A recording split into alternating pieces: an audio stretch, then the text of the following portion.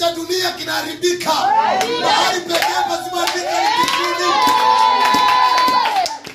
Wewe unasema umepata baraka, umepata gari sawa, lakini gari linaharibika. Wangapi wamenunua magari yamechakaa? Wangapi wamejenga majumba yameanguka? Wangapi wamekufa wameyaacha? Nataka nikwambie usisumbukie haya ya ulimwengu huu. Sumbukia uzima wa milele. Shida yako sio magari, shida yako sio nyumba, shida yako sio pesa. Shida yako ni kupata uzima wa milele.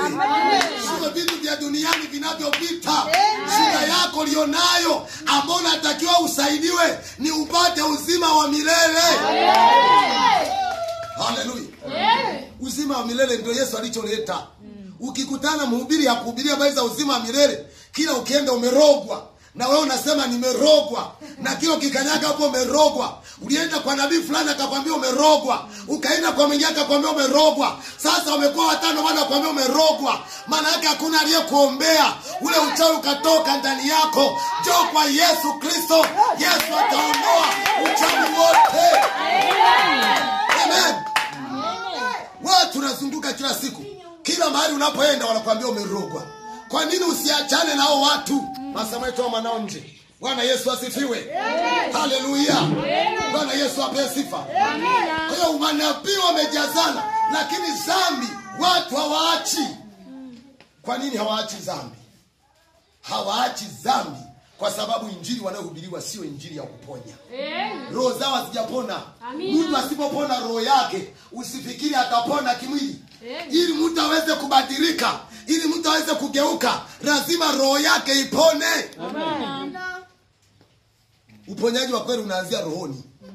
Kama roho yako ikipona, kila kitu kinabadilika. Amina. Na kama Mungu akiokoa roho yako, maana yake utakuwa mbarikiwa. Shughulikia kwanza upate injili itakayookoa roho yako. Haleluya. Manabii na hawa walikuwa wahubiri injili ya kuponya roho za watu. Wanahubiri injili za kubariki, za kuzungumza baraka za kimwili, sio za kiroho. Moyo wa Mungu. Moyo wa Mungu wakati wanawafurahia manabii, wakati wanawashangilia manabii, moyo wa Mungu umevunjika ndani yake. Mifupa yake inatikisika. Mungu anasema yani nimeishiwa na nguvu. Unajua unaweza kaenda pale sema wenzako si nimeenda pale bwana. Nilio yakuta. Si nikaishiwa na pose. Bwana Yesu asifiwe sana. Nasikia mtu anasema nikaishiwa pose. Nikakosa pose. Maana yake ni mambo mabaya. Mungu anapotazama manabii hao, anapoteza pose. Amina. Anaishiwa.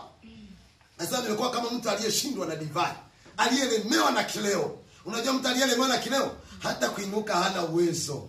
Pombe imemlemea. Kwa Mungu anasema kwa sababu ya yanayotendeka nikitazama naishiwa na nguvu. Anachungulia anaona nabii mwingine anakuambia twende tukatambike. Bwana Yesu asifiwe sana. Anamwambia twende tukatambike. Mwingine anakaa kichungulia na mwingine anasema uchawi ni talenti. Nyinyi mnaacha bure, uchawi ni kipaji. Anashawishi watu warudi kwenye uchawi.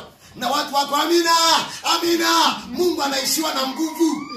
Anaangalia katikati yao kuna watu wamemaliza chuo, wana bachelor degree, lakini wanashangilia kurudi kwenye uchawi, wanamwacha Mungu. Amen.